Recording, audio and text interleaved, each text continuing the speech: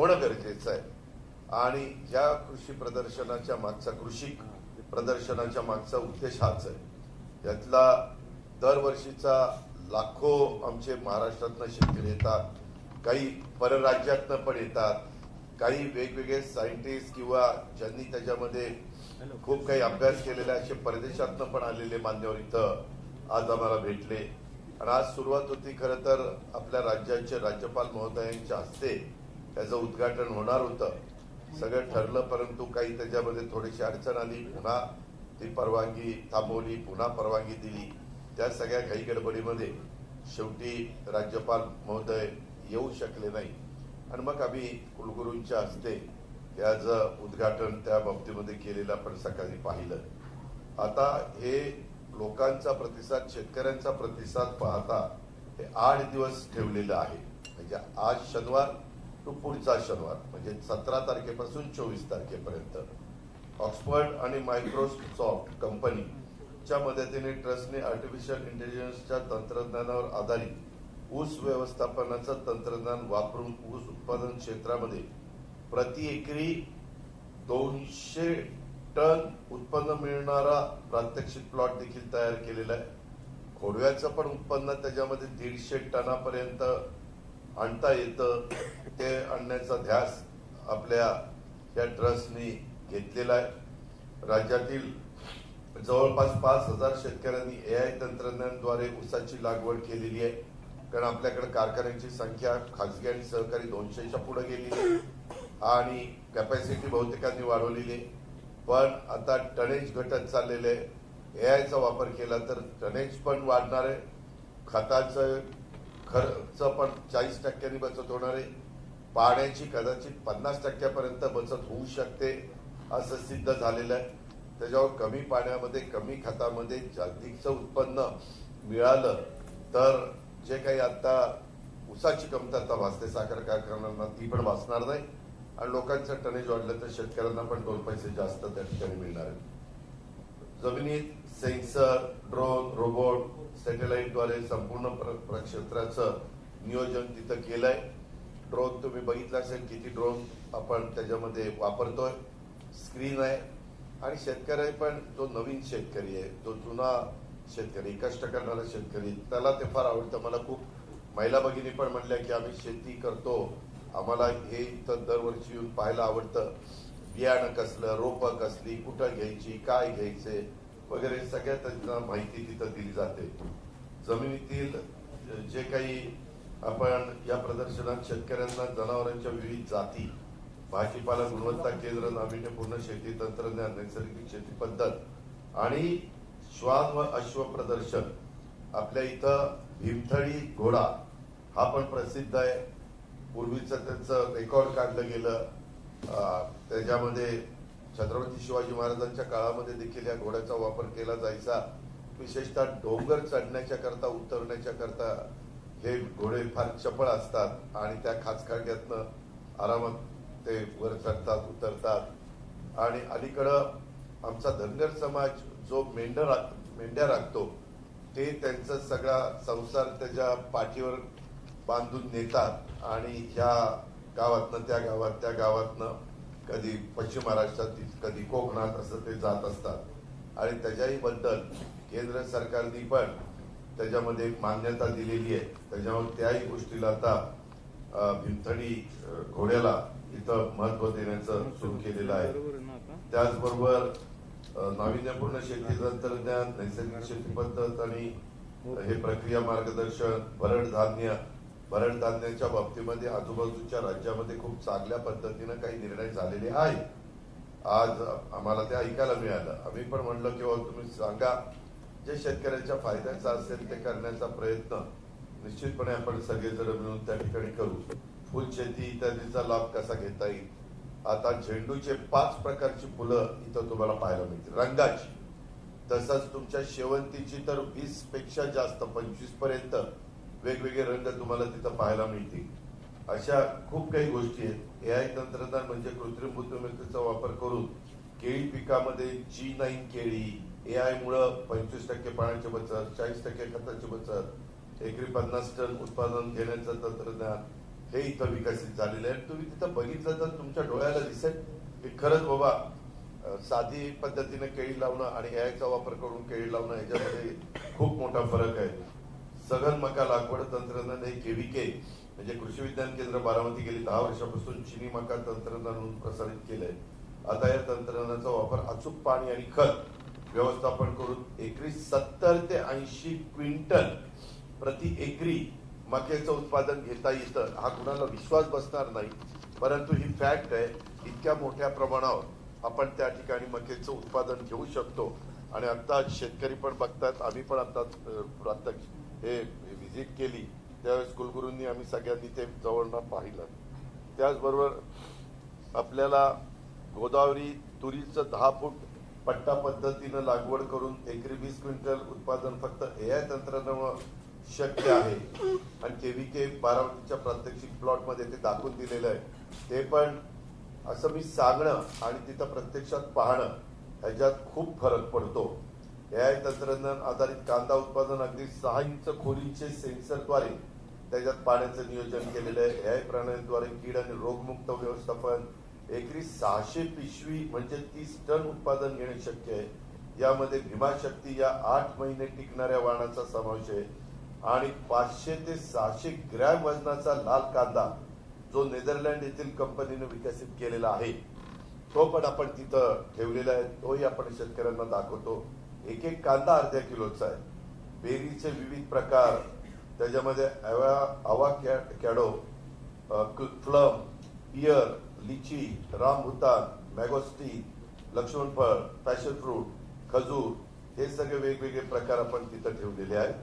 Hydroponic भाजीपाला तंत्रज्ञान मात्र कमी जागेत तिप्पट उत्पादन घेण्यासाठी गोलाकार व्हील मध्ये लेट्स स्ट्रॉबेरी किंवा इतर पालेभाज्या घेणे शक्य आहे. त्याचाही प्रात्यक्षिक तिथं दाखवलेलं आहे. नेदरलँड, चीन, ब्राझील, स्पेन, जर्मनी, इस्रायलचं ठिबक तंत्रज्ञान देखील इथं येणाऱ्या शेतकऱ्यांना 8 दिवसाच्या करता पाहायला मिळणार आहे. माझी तमाम शेतकऱ्यांना आव्हान आहे की आपण या आणि पहा आणि त्याच्यातनं जे काही तुम्हाला शक्य असेल ते करण्याचा प्रयत्न स्वतःच्या शेतीमध्ये करा. तण नियंत्रण करण्यासाठी तणनाशकाचा वापर करून नियंत्रण मिळवणं खूप अवघड आहे किंवा खर्चिक आहे आणि हानिकारक पण आहे. कारण तो वरचा पापुद्रा जमिनीचा वरचा तो त्याला त्रास होतो. यामुळे पिकाचं नुकसान जास्त होतं. यावर सध्या एआय, कॉम्प्युटर विजन आणि मशीन लर्निंगद्वारे कॅमेरावर सेन्सरचा वापर करून अचूकरित्या फक्त लेझरच्या साहाय्याने तण मारण्याचे मशीनचा यशस्वी प्रयोग इथं केलेला आहे. काय झालं, आता पूर्वीच्या सारखं लेबर मिळत नाही. लेबर मिळत नसल्यामुळे अनेक गोष्टी तुम्ही ह्याच्यामध्ये वापर करून आपल्या सेन्सरचा वापर करून किंवा ड्रोन कॅमेऱ्याचा वापर करून किंवा लेझरचा वापर करून अशा सगळ्या गोष्टीचा वापर करून आपण त्यांचा खर्चही कसा कमी होईल ते बघतोय आणि तेवढंच तण ते जाळते. आता आम्ही प्रात्यक्षिक पण त्याच्यामध्ये बघितलं आणि त्याची आता खऱ्या अर्थाने गरज आहे. त्याच्यामुळे जमिनीचा पोत पण अजिबात बिघडत नाही आणि जेवढं तण जाळायला पाहिजे तेवढंच तण त्याच्यातनं जळून जातं.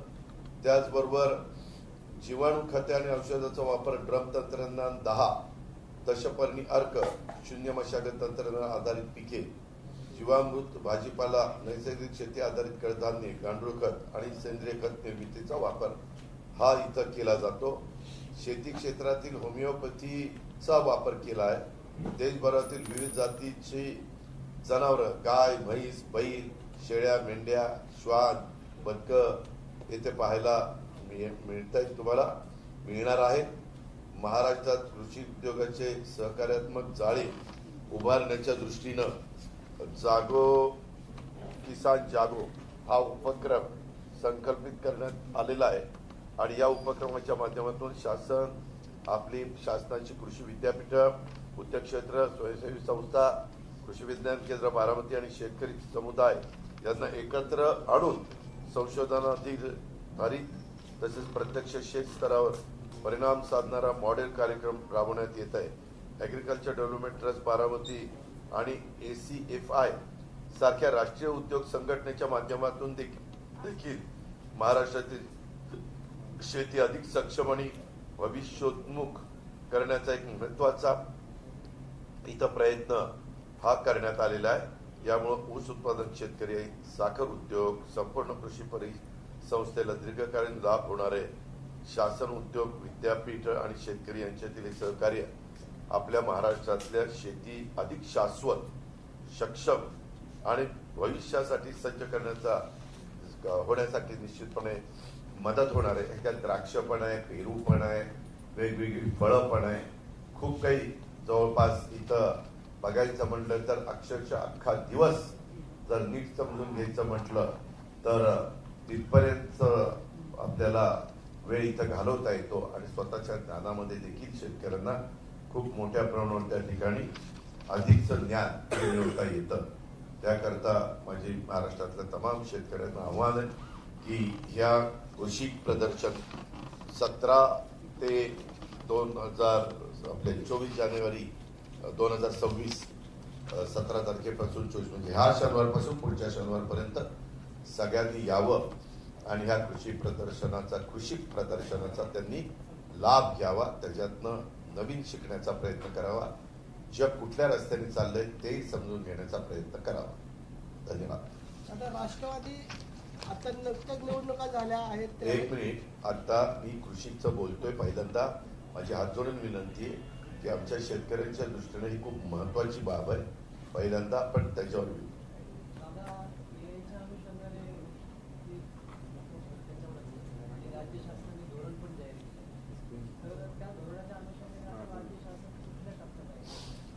राज्य शासनाचं आम्ही कुठलीही पिकं, आम्ही फक्त ऊसाचं पीक म्हणत नाही, ऊस असेल, कापूस असेल, सोयाबीन असेल, फळबागा असतील, जी पिकं आपल्या महाराष्ट्रातले जे 5 रिजन आहेत त्या 5 रिजनची तिथली भौगोलिक परिस्थिती बघता ती घेतली जातात, त्या पिकांना या एआयचा वापर करण्याच्या बद्दलची आपण मान्यता दिलेली आहे।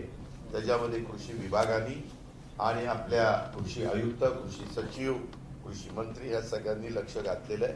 आम्ही पण त्याच्यामध्ये स्वतः लक्ष देतोय आणि ते काम चाललेलं आहे। त्याचे प्रस्ताव पण आता मला वाटतं मंत्रालयामध्ये आलेत अशी माझी माहिती आहे, परंतु मी आज खरं कॅबिनेट होती पण हा कार्यक्रम असल्यामुळे मला काही त्या कॅबिनेटला उपस्थित राहता आलं। आता शेतकऱ्यांच्या उत्पादनाला हमी भाव मिळत नाही, म्हणजे उदाहरण घ्यायचं झालं तर केळी आता मोठ्या प्रमाणात झालेली आहे, केळीचे दर घसरलेले, त्याचं उत्पादन देखील मोठ्या प्रमाणात निघतंय। यामध्ये जर तुम्ही क्वालिटी दिली, डिमांड आणि सप्लाय ह्या दोन गोष्टी बघायच्या असतात। जगात कुठली मागणी आहे, देशात कुठली आहे, राज्यात कुठली आहे, काय। आता कांद्याच्या बाबतीत कांद्याचे भाव पडले की शेतकरी इतके हवालदिल व्हायचे की आंदोलन व्हायची, शेतकरी त्रासून जायचा। आता कांद्याची साठवणच जर 6 महिने, 7 महिने, 8 महिने, 9 महिने व्हायला लागली तर तो शेतकरी त्याला पाहिजे तेव्हा कांदा मार्केटमध्ये आणू शकेल। कांद्याचे भाव पडले तर तो कांदा साठवणूक करून त्या ठिकाणी ठेवू शकेल। अशा बऱ्याच गोष्टी आता बदलत चाललेल्या आहेत आणि ग्राहकाला आता असं पाहिजे, तुम्ही औषधं, फवारण्या वगैरे हे मारून जे भाजीपाला, तुमचे फळं वगैरे तयार करता, त्याच्याऐवजी तुम्ही पेस्ट कंट्रोल ते न वापरता, पेस्टिसाइड ते न वापरता तुम्ही त्याच्यामध्ये सेंद्रिय शेती करून त्याचा वापर करून ती आपण हे तयार केली पाहिजे। भाजीपाला, फळं, इथले टोमॅटो वगैरे, इथली ढोबळी मिरची, मिरचीचे वेगवेगळे प्रकार आहेत, टोमॅटोचे वेगवेगळे प्रकार, हे जे काही इथं दाखवण्यात आलेलं आहे किंवा ठेवलेलं आहे त्याच्यामध्ये एक एवढं देखील औषध वापरलं जात नाही। त्याच्यामुळे आरोग्याला कुणालाही कसलाही प्रकारचा धोका नाही। अलीकडं सारखे वेगवेगळ्या ठिकाणी इतकी औषधं वापरतात की ते लोकांनाही ते आजार उद्भवण्याचा प्रमाण वाढलेलं आहे। ते होऊ नये म्हणूनच हे सगळे खटाटोप आपण करतोय, त्याच्याकरता सगळी यंत्रणा काम करते। केंद्राच्या वतीने AI मध्ये शेतीला शेतकऱ्यांना मदत होते, परंतु आता कृषीच्या थ्रू केळी असेल, कांदा असेल अशी अनेक पिके AI वरती घेण्यास सुरुवात झालेली आहे। त्याचा राज्य सरकारच्या वतीने कधी विचार केला? त्याच्या राज्य सरकारने सगळ्याच पिकाचा विचार केलेला आहे। यंदाच वर्ष पहिलं होतं आता नवीन अर्थसंकल्पामध्ये आम्ही अधिकची तरतूद त्याच्यामध्ये करू. आणि ह्यावेळेस लोकांना त्याच्याबद्दलची खात्री नव्हती, त्याच्यावर जेवढा प्रतिसाद मिळायला पाहिजे होता तेवढा मिळाला नाही. मला वाटतं वसंतदादा शुगर इन्स्टिट्यूटने पण खूप त्याच्यामध्ये इन्सेंटिव्ह देण्याचा प्रयत्न केला. अशा खूप चांगल्या चांगल्या गोष्टी झाल्या. परंतु लोक काय बघतात, एवढा खर्च आपण केला, उद्या नाही झालं उत्पन्न तर जबाबदार कोण, म्हणून तर आपण हे त्यांना दाखवण्याचा प्रयत्न करतो. आणि आमच्या इथं काही हजार शेतकऱ्यांनी काही हजार एकरावर हे केलेलं आहे आणि ते सक्सेस झाले. दादा, केव्हीके दरवर्षी नाविन्यपूर्ण प्रयोग करतो, शेतकऱ्यांना दाखवतो, परंतु राज्य सरकार याबाबत पुढाकार घेत नाही. अहो, राज्य सरकार वेगवेगळ्या ठिकाणी कृषी प्रदर्शन भरवत असतं, वेगवेगळ्या ठिकाणी प्रोत्साहन देत असतं. आता इथं स्वतः व्हाईस चान्सलर बसलेले, तिथंही अनेक प्रकारचे नवीन नवीन तुरीचं बी असेल किंवा आणखी वेगवेगळे प्रकार असतील, असे अनेक गोष्टी त्या ठिकाणी ते करतात, रिसर्च करतात. आणि त्या रिसर्चला राज्य सरकारने अजून मदत केली पाहिजे, अशा पद्धतीने हे सगळे प्रमुख लोक आहेत त्यांची मागणी आहे. त्याच्यामुळं करत नाहीत असं नाही, त्यामध्ये करतातच आणि राज्य सरकार त्याला तरतूद पण करतात. दादा, सध्या जे AI तंत्रज्ञान वापरलं जातं, त्याचे जे उपकरण आहेत किंवा बाकीचे जो खर्च आहे तो जास्त आहे मोठ्या प्रमाणात, सर्वसामान्य शेतकऱ्यांना सध्याच्या परिस्थितीमध्ये न परवडणार आहे. राज्य शासन म्हणून आपली काय भूमिका आहे? राज्य सरकार अशा वेळेस पहिल्यांदा सबसिडी देतं आणि म्हणूनच आपण तो कार्यक्रम आणलेला आहे. आपण त्याच्यामध्ये मोठ्या प्रमाणात सबसिडी देण्याचा प्रयत्न करतो. कारण ज्यावेळेस ठिबक आलं त्यावेळेस शेतकऱ्यांनी करावं म्हणून केंद्राने पण त्याला सबसिडी दिली, राज्यांनी पण सबसिडी दिली. आपण वेगवेगळ्या प्रकारचे ट्रॅक्टर्स किंवा अशा प्रकारची अवजारं आली तर त्यालाही राज्य सरकार सबसिडी देतं आणि सबसिडी देऊन ते कसं आपल्या शेतकऱ्याला परवडेल अशा प्रकारचा प्रयत्न करतं. तुम्हाला ग्रीन हाऊस करायचा असेल तरी त्याच्यामध्ये सबसिडी आहे. तुम्हाला जर शेतकऱ्याला कागद वापरायचा असेल तर त्यालाही आपण सबसिडी त्या ठिकाणी देतो. अशा खूप काही गोष्टी, जोपर्यंत शेतकऱ्याला त्याच्याबद्दलची खात्री पटत नाही आणि तो त्याच्यामध्ये स्वतः पुढाकार घेऊन ते करायला सुरुवात करत नाही, त्यावेळेस क्रॉस सबसिडी गव्हर्नमेंट ऑफ महाराष्ट्राला द्यावी लागते, गव्हर्नमेंट ऑफ इंडियाला द्यावी लागते. आणि दोन्ही विभाग, केंद्राचा आणि राज्याचा कृषी विभाग यामध्ये लक्ष ठेवून आहे.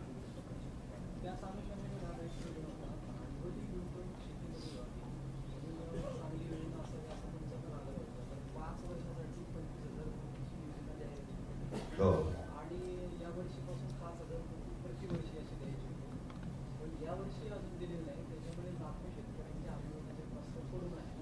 याबद्दल ज्यावेळेस आम्ही जाहीर केल्यानंतर बाकीच्या काही गोष्टी आम्ही शेतकऱ्यांच्या करता मोठ्या प्रमाणावर केल्या. ते म्हणजे शेतकऱ्यांना दर महिन्याला 500 रुपये द्यायला सुरुवात केली. म्हणजे एका शेतकऱ्याला 6,000, म्हणजे 1 कोटी शेतकऱ्यांना 6,000 कोटी वर्षाला. हे अशा काही स्कीम आणि इतर पण मी ज्या स्कीमचा उल्लेख केला त्याच्याबद्दलच्या पण आहेत. मी त्याच्या संदर्भामध्ये माहिती मागवलेली कृषी खात्याकडं. हे काय झालंय, आता नगरपालिका, जिल्हा महानगरपालिका, आता 12 जिल्हा परिषदेचा, ह्या सगळ्या निवडणुकांचा धामधूम, त्याच्यात आचारसंहिता, त्यामुळे थोडस त्याच्यामध्ये डिले झालाय, ही गोष्ट मान्य आहे. परंतु ते आम्ही ठरवलेलं आहे, ते शेतकऱ्याचं उत्पन्न वाढवण्याच्या करता पर कॅपिटा उत्पन्न आणि GDP वाढवायला ही खूप मदत करणारा क्षेत्र आहे. आपण कोरोनाच्या काळामध्ये बघितलं, तसाच आमचा सगळ्यांचा मानस आहे, तसाच आमचा सगळ्यांचा प्रयत्न. दादा, दोन्ही राष्ट्रवादी एकत्र येणार, आज बैठक झाली. अशी कुठलीही बैठक झाली नाही. तुम्ही ना, खरंच मी आता काय सांगतोय, कृषीचं सांगतोय की नाही. आता ह्या सगळ्या गोष्टी आहेत. आता तुम्ही जो प्रश्न विचारलेला आहे, मी आज कृषी 2026चं ओपनिंग होतं. आमचे कुलगुरू तिथं येणार होते. मी इथला लोकप्रतिनिधी आहे, त्याच्यामुळे मी पण इथं आलो होतो आणि मला सांगण्यात आलं की बाबा साहेब आलेले, तिथनंच आपण एकत्र जाऊ. म्हणून मी पवार साहेबांच्या घरी तिथं गेलेलो होतो आणि तिथून आम्ही एकत्रपणे त्या कृषी प्रदर्शनाला गेलो. अर्थात आम्ही उद्घाटन कुलगुरूंनी केलं आणि मला पण शेतीची आवड आहे, अनेक पत्रकारांना माहिती आहे. त्याच्यामुळे मी पण, मला जेवढी माहिती घ्यायची होती तेवढी घेण्याचा त्या ठिकाणी प्रयत्न केला. शशिकांत शिंदे म्हणाले, आम्ही पंचायत समिती, जिल्हा परिषद निवडणुका एकत्र लढणार आहोत. मग त्याच्या संदर्भामध्ये त्यांनी काय सांगितलं ते काही मी ऐकलं नाही. मी त्याच्याबद्दलची माहिती घेईन आणि मग त्याबद्दलचं बोलेन. एक आहे, हे आत्ताच्या काळामध्ये बहुतेक ठिकाणी स्थानिक लेवलला आम्ही तो अधिकार देतो. तुम्ही तिथं जिल्हा लेवलला काय करायचं काय नाही करा. आता तरी आम्ही सगळे महायुतीमध्ये काम करतोय.